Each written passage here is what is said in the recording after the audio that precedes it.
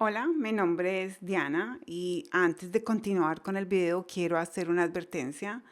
El video no tiene ni vocabulario, ni gramática, ni pronunciación y lo digo para aquellos que se sienten perdiendo el tiempo cuando hablo de una cosa diferente a estos temas y de verdad que los entiendo. A mí tampoco me gusta perder tiempo con ciertas cosas y a los que no les gusta perder el tiempo me han dicho que para qué hago esos videos tan largos que no tienen nada de explicación técnica. Bueno, este es el momento de parar el video y no continuar perdiendo el tiempo. Ok, una vez diciendo esto, quiero decirles qué es lo que voy a hablar en este video. Estoy haciendo este video porque a mí me parece muy importante compartir esto con ustedes. Llevo estudiando o leyendo sobre cómo el cerebro aprende un idioma, sobre todo cuando somos adultos. Y he leído varios libros de neurociencia, he tenido cierta relación con personas que de verdad saben de neurociencia y he aprendido varias cosas y sin entrar en mucho detalle, quiero hablar específicamente de por qué a veces sentimos que no aprendemos mucho cuando estudiamos mucho inglés. Y en realidad es porque lo que en general aprendemos es a leer. El problema es este.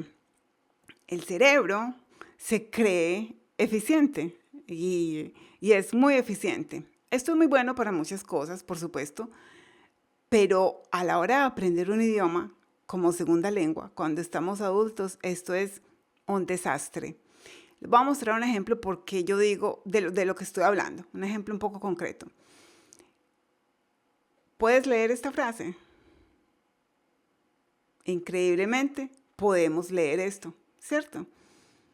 Pero ¿cómo es posible que podamos leer esto si ni siquiera está bien escrito? Es porque el cerebro, lo que yo decía, se cree eficiente y es eficiente y con una cuanta información es como si tuviera que construir una línea y no necesitara toda la línea para poder visualizarla. Necesita unos cuantos puntos de la línea y el cerebro se encarga de llenar los vacíos y darle un sentido a sus puntos. Eso es lo que hace en realidad. Y esto es bueno porque aprendemos, pues porque somos eficientes y alcanzamos a hacer muchas cosas más de las normales donde no tuviéramos esta capacidad. Pero a la hora de aprender un idioma es un desastre porque el cerebro entonces aprende cosas en forma global, no detalles. No aprendemos detalles y al no aprender detalles no aprendemos inglés, de verdad. Solo aprendemos a leer, que es lo que al cerebro le queda fácil hacer, pero no aprendemos a escribir, ni a entender, ni a hablar. O sea que no es culpa de nosotros. El no aprender inglés fácilmente no es culpa de nosotros, es culpa de nuestro cerebro, de cómo nuestro cerebro aprende un idioma. Y aprender un idioma es, si has visto alguno de mis videos o algún material que yo haya hecho, aprender un idioma es literalmente un proceso de recableado cerebral. Hay que literalmente programar el cerebro, programarlo, activamente programarlo. Literalmente es como escribir en piedra.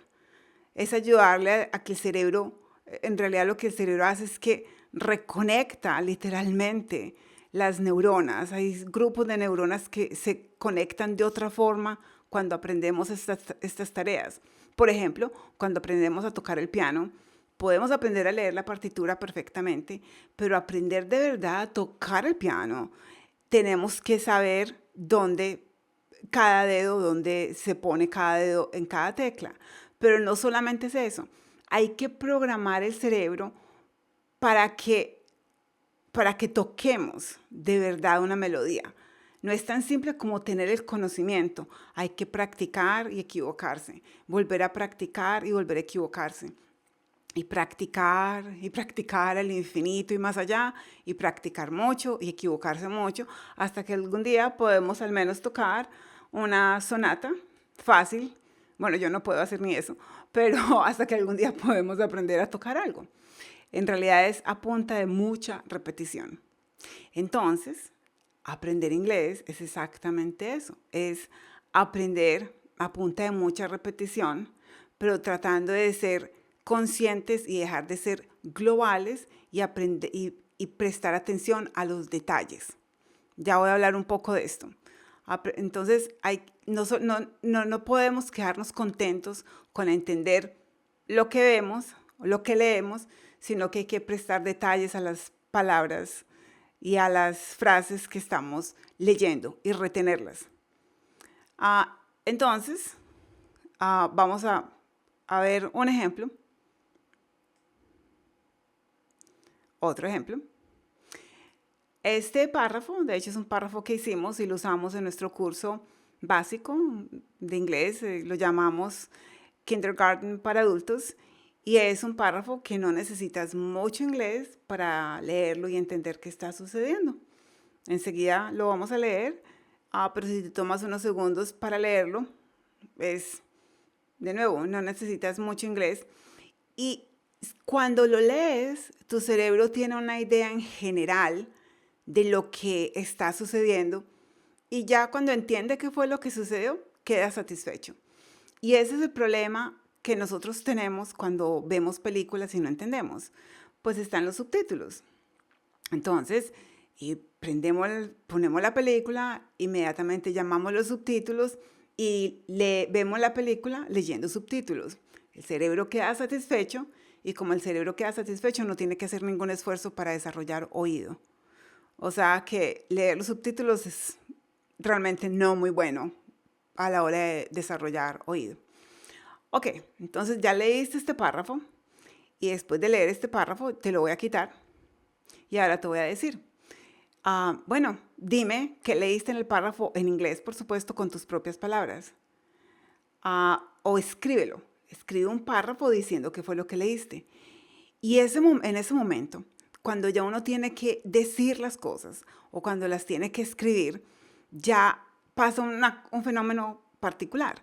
No escribe las cosas con las palabras del párrafo que acabaste de leer, sino que empiezas a pensar en español y traducirlas al inglés y resultas escribiendo un párrafo o diciendo unas frases en español traducidas al inglés que suenan increíblemente extrañas en lugar de haber usado las palabras que leíste. Pero ¿por qué no usamos las palabras que leímos si supuestamente si las leímos es porque las entendemos? Y si las entendemos es porque las tenemos en nuestra base de datos y las podríamos usar.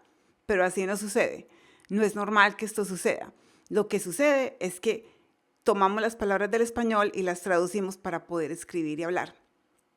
Entonces te voy a dar una forma que te va a ayudar a solucionar este problema, a cómo pensar en inglés.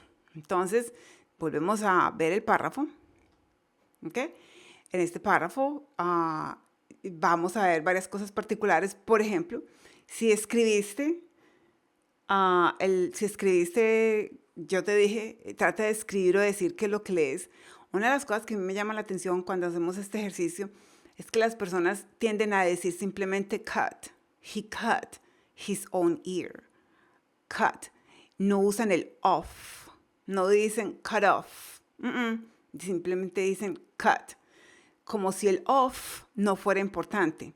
Pero el off es muy, muy, muy importante. Porque eso indica que no solo se cortó la oreja, sino que se la cortó y se la separó de donde estaba pegada. Entonces, pero nosotros como no le prestamos atención a los detalles y cuando nos toca escribir y nos toca decir, simplemente decimos, he cut his own ear. Lo que no es cierto, he cut off his own ear, ¿ok? Entonces, ese tipo de detalles, cuando nosotros estamos hablando, no los recordamos. Porque, de nuevo, porque cuando leemos en forma global. Lo que nos interesa es, en general, lo que quiere decir. Y ya el cerebro queda satisfecho. Pero no recogemos y no aprendemos ese montón de detalles que hay en los escritos. Entonces, como no les prestamos atención, no lo usamos a la hora de escribir y a la hora de hablar. Solución. ¿Ok? Este es algo que a mí me gusta mucho y es escribir. Yo he hablado mucho de escribir, pero ahora cuando hicimos el curso nos hemos dado cuenta de lo difícil que es escribir. Escribir es muy difícil. A mí todavía me cuesta esfuerzo escribir. Increíblemente, después de tanto tiempo. De hecho, estoy ah, buscando un curso oficial de escritura, de ficción. Me gusta escribir ficción y para escribir en inglés de forma más, un poco más natural. Inclusive son cursos que dan inclusive para las personas que son, para los nativos, las personas que tienen inglés como primera lengua. Pero bueno, esa es otra historia. Vamos a hablar de escribir. Escribir. Escoge un tema que a ti te gusta. ¿Qué tema te gusta? Piensa en un tema que te guste. Yo te voy a dar un ejemplo. A mí me gustan muchos temas. Por ejemplo, me gusta la robótica, me gusta viajar, me gusta el buceo. Entonces, viajar. Te doy un consejo. Busca un blog de un tema que te guste. ¿Por qué un blog? ¿Por qué te recomiendo un blog? No te recomiendo ni literatura, no te recomiendo páginas web, ni libros, ni información científica. Te recomiendo un blog, porque las personas en los blogs hablan como cuando hablan con los amigos, como cuando le están contando una historia a un amigo.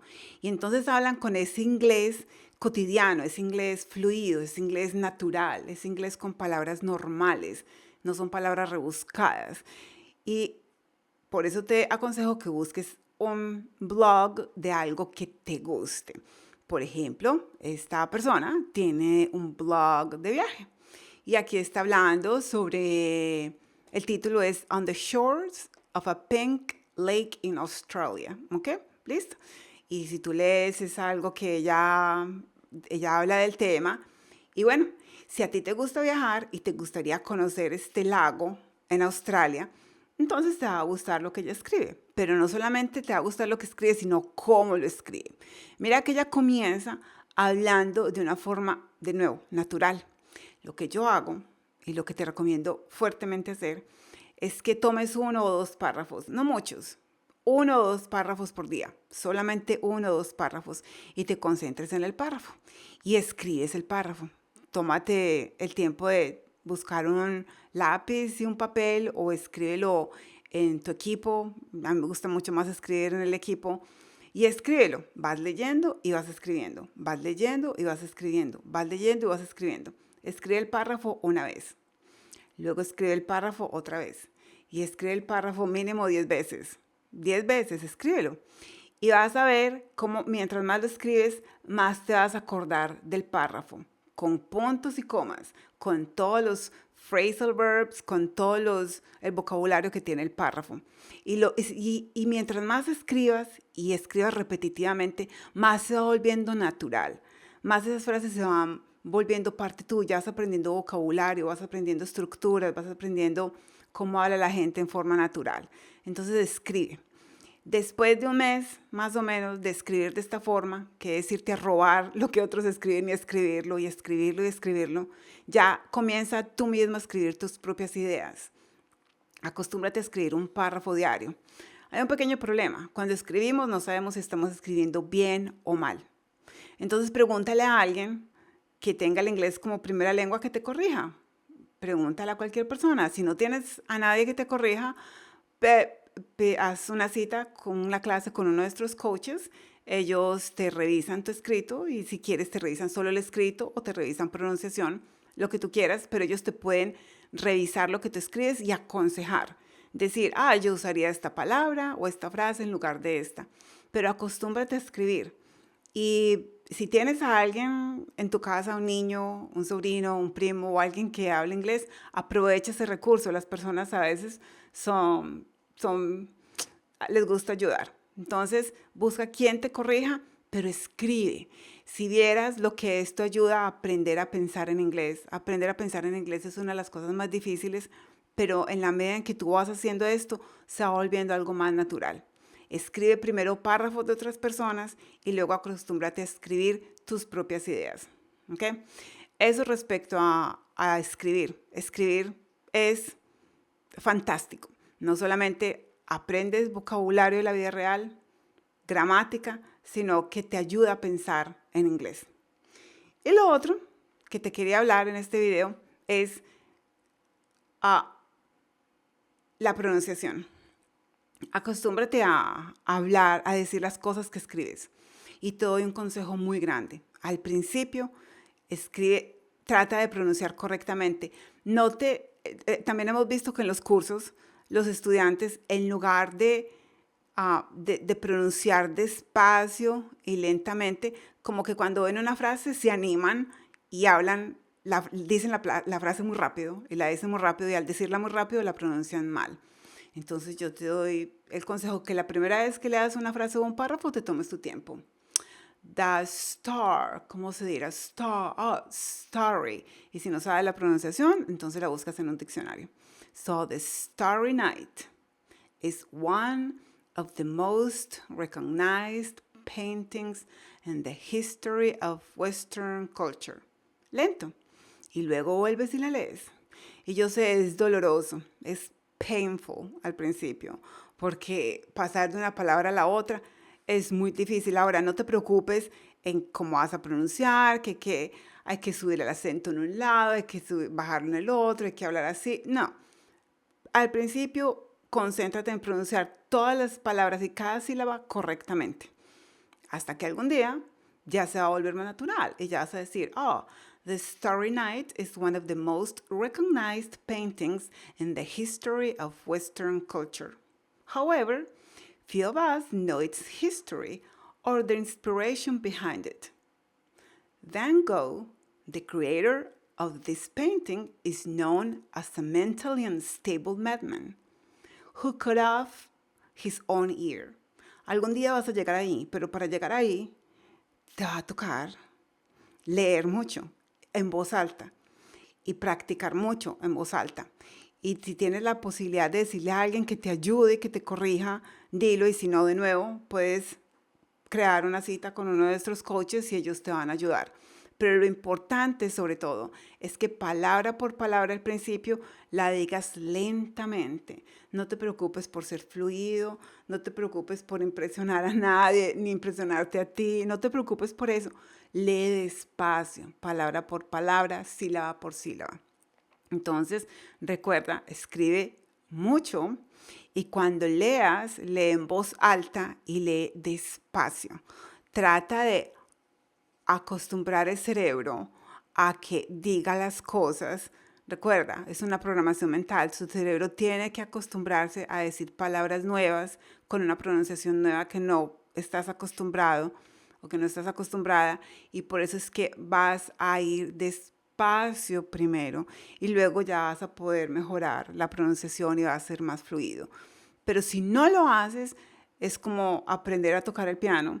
Si no lo haces, si no tocas el piano, por más que aprendas la partitura, hasta te la puedes aprender de memoria, pero si no tocas el piano, no vas a aprender a tocar el piano.